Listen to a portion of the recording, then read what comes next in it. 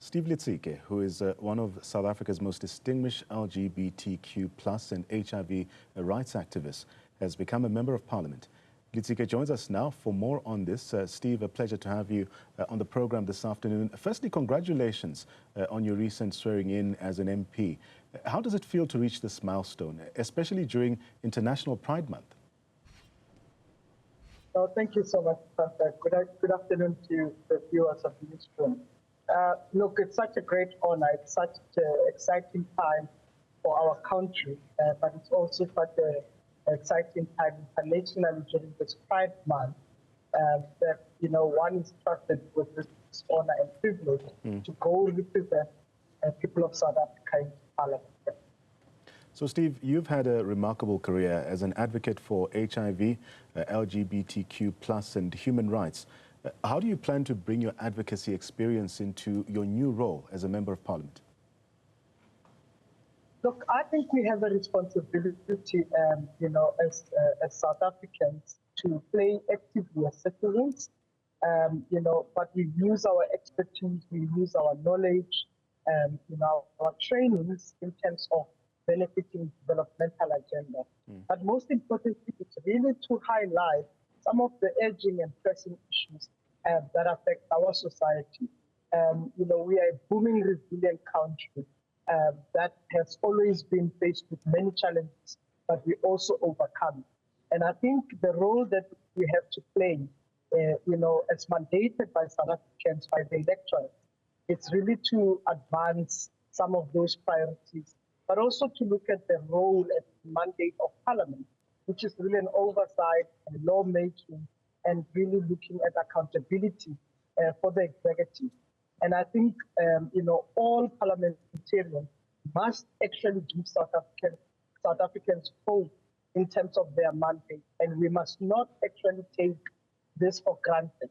When an electorate sends you to Parliament and say, represent us as South Africans, you are meant to do that. So that means you cannot be missing in Parliament. You cannot be not accountable, and you cannot be doing, not be seen not doing work. You must deliver on the task that you are mandated to do. And I think our organization, ANC, also have instructed us to say go and work for people of the country. Now, as the founder of Access Chapter 2, but also the chairperson of the Commonwealth Equality Network, you've really championed numerous causes, if you will. Which of these issues will you prioritize in your legislative work now? Indeed, I think one of the fundamental parts is still advancing the constitution of this country, which premises the rule of law and how we advance human rights into the world. I think no doubt issues that affect women, issues that affect young people, issues that affect LGBTI still remains on top of the agenda. But what is really the cause here is how do we really move our country into an economic thrive, and how do we actually make sure that our own government that will be appointed by the president will actually discharge the role, and we come back to feedback. So part of this kind of rule of law exercising, advancement of oversight is to really see that South Africa can thrive from economy, but also can thrive into the relations we build around the socio-economic status, social security, plus work that must continue to be advanced. Gender-based violence, which is a big part of issues, violence in society and so forth. We need to prevent these. We not only just have to respond, but it's how do we play a significant role on the prevention agenda, where South Africans can feel free, safe, and be peaceful in their own homes, in their own workplace, in their own schools. And we need to really even invest much more big effort on education and job opportunities. So, Steve, you've mentioned historical activists like Simon Koli, even the likes of Bev Dietzi and Prudence Mabele in your acceptance speech. How have these figures influenced your journey, and what lessons do they carry from their legacies? I think all around social justice, stallions, both in the activism world, but also even in the ANC, where you have people like O.R. Tambo, Mamuli Madala Mandela, played a role, a huge role. We must, as young people, appreciate people who organized before us, people who fought before us. And we currently have defined our own generational mission in the way that says, building the future of tomorrow today. And part of this is that take what the previous activists have done to saying we are fighting for liberation. Now that we are liberated in the form of our own law and our own existence, how do you actually make sure that we translate it to an everyday life that people are given that power? And I think those are the best lessons to take from people who organized before us. Right. Simon Foley, and many others in the LGBTI sector, they fought when we did not have a legislation framework. The integration of sexual orientation and gender identity in our constitution was seen by them. Now, throughout these years, I mean, the 20 years I've also spent working in the human rights space have built into strengthening the very same legislations and policies in our country. But now they must fail. It's time to implement, and it's time to make sure that everybody can enjoy those fundamental rights that people fought for. I quite like that, and it segues quite well into my next question. I mean, your election is celebrated as a significant moment in South Africa's LGBTQ plus history. How do you see your role in advancing the rights of people within this community, within Parliament now? And what immediate steps will you take to address the community's concerns? I think the fundamental thing is a zero tolerance, of disrespect, neither by any kind of public representative or public servant, for that matter, who disrespect our constitution. The rights of LGBTI persons are human rights, and our constitution really promises that, and it guarantees that every South African or every person in South Africa should be treated with truth and integrity. And I want the same for LGBTI people. I want the same for women and children. Children to be respected and children to be treated as children.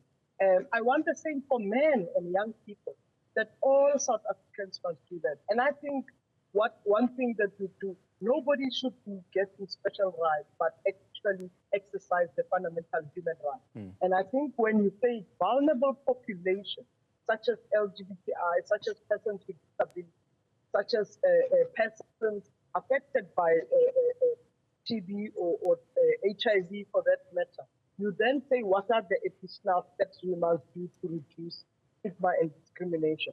And for us, we will continue to safeguard the policies of this country. But I think a step further is how do we actually make sure that the vulnerable and oppressed or marginalized population actually feel that they are more empowered. So education for those communities must be at the center of our work. We have that opportunity to really advance that, to teach, to protect, but also to advance those freedoms that have been won. So we have to do it here in our country, but we also have to do it internationally in joining hands of solidarity. And I think our country is celebrated for what we've done for Palestine, right, in continuing our solidarity. And we need to do the same. For South Sudan, we need to do the same. For Congo, we need to do the same in building solidarity. People stood by us before when we were under apartheid because of the colonial legacy. But people expect us to also rise. So the same way we do it at home, we will also continue to do it internationally.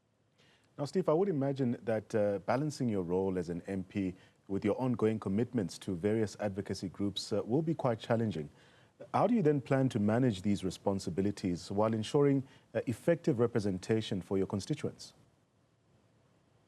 Boundaries matter. I think we all have a particular cause to advance. And I think there's some times where you are expected to lead, but there's also at times when you can be led. And I think that's a balance of forces there. I have a different role now, and South Africans have entrusted us, even as the ANC, to go out there and say, go represent us in Parliament. I have to assume my responsibility with that trust and with that dedication and commitment. But similarly, given the causes in communities that I will continue to champion, I champion them there in Parliament, but I also can champion them outside, but I allow others to lead those causes, and I can still provide advice, and I can still provide solidarity and effort to continue championing. South Africans, we are one people. We are no different. We only have different strategies, and we can actually work together in different opportunities that we are provided in the honor of the Ubuntu that we've always possessed as South Africa. So, reacting to news of your swearing in has been met with widespread support from rights groups and community members as well. How do you then intend to maintain this momentum and engage with these groups to really ensure their voices are heard in Parliament? I think for me, nothing changes about my relationship with communities, with civil society, with sectors that I continue working with. I have leveled up because those very same fundamental groups that I am part of, I will remain in the ground level. I don't mind us going and engaging every now and then with communities, but that's what we must do. I think the overwhelming response also does actually say that there's high expectation from communities that says that now we have a voice inside, and you have to continue to link up to those voices. You also have to engage with parliamentarians and say, listen to the voices of reason, which is community. And then you utilize the mechanism, the tools, and the systems that are offered to you to address the issues that affect our community. And that's a mandate of Parliament, but also that's a mandate of those who will be in the executive in government to do the same. I think being grounded is one of the most important things, but it's also about connecting society on everyday life. And finally, Steve, as a parting shot, what message would you like to convey to the people of South Africa, particularly women, youth, and people in the LGBTQ plus community, also regarding your vision and goals as you embark on this new chapter as a lawmaker? Yeah, I think the most important thing, to women, youth, LGBTI persons, we have that responsibility to play our own active role in society. We have solutions. The opportunities are out there of being part of the solution, whether in the community, being in the organized community, working and volunteering, and also taking up opportunities of employment to change the self and empowerment, but education is also key in the responsibilities we have.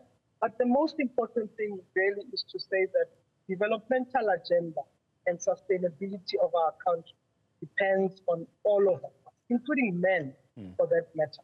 But women must be at the forefront, young people must be at the forefront, and even those who are marginalized, LGBTI and many other groups must be at the forefront so that we can see how South Africa can thrive. If we focus on economy, if we focus on social issues, but also if we focus on what we can do together in different ideologies and understanding to build a better South Africa, we have a responsibility. And I think I commit myself to South Africans, and South Africans can commit themselves in making sure that we continue to be resilient, but we actually prosper as a country. Well, Steve, all the best to you. That's Steve Letsike sharing insights and vision with us, of course, after being sworn in as a member of Parliament.